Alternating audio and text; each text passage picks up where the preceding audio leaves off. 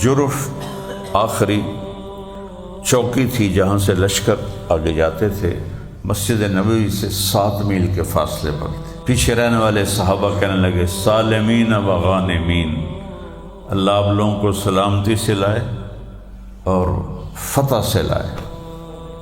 تو عبداللہ بن رواحہ نے فرمایا، عبداللہ بن رواحہ بڑے شاعر تھے، فی البدی لیکنی اسأل الرحمن مغفرتا وضربتا ذات فرع تقذف الزبدا۔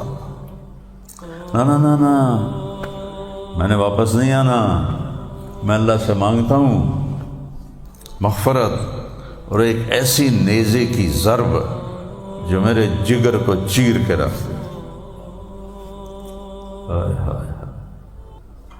تو جب اونٹنے پہ سوار ہوئے اور چلے تو زید بن ارقم آپ کے پیچھے بیٹھے تھے، وہ جوان تھے، بالکل نوعمری تھی۔ تو عبداللہ بن رواحہ کہہ رہے تھے، وہ اپنی اونٹنی کو کہنے لگے، ان سے باتیں کر رہے ہیں کہ جب تو مجھے لے کے چلی ہے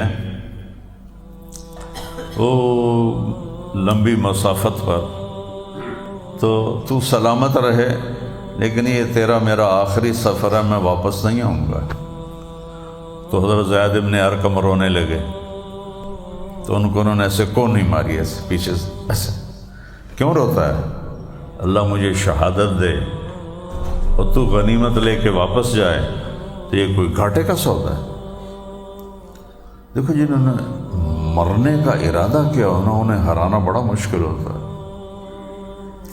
خالد بن ولید اور طلحہ جھوٹے نبی کی جنگ ہو رہی تھی، تو طلحہ اپنے سالار سے کہتا ہے، وہ ہیں بھی تھوڑے اسی ہاں بھی زیادہ، تو سانوں یوں ماری جاندے نے گل کی ہے۔ تو اس کے سالار نے کہا، وہ جو ادھر ہے نا ان میں سے ہر آدمی یہ چاہتا ہے میں پہلے مر جاؤں دوسرا بعد میں مرے، اور ہم میں سے ہر ایک یہ چاہتا ہے پہلے اگلا مرے پیچھے میں مرا، ان سے کون لڑے گا؟ تو جب حضرت زید شہید ہو گئے تو پھر آپ نے فرمایا اب جھنڈا جعفر نے اٹھایا۔ جعفر آپ کے چچا زاد بھائی تھے، سب سے بڑے تھے جعفر، ان سے چھوٹے تھے عقیل، اور ان سے چھوٹے تھے علی بن ابی طالب رضی اللہ تعالیٰ عنہ۔ چاہیے تو پوری ویڈیو ضرور سنیے اور ایمان کو تازہ کریں، لنک ڈسکرپشن میں ہے۔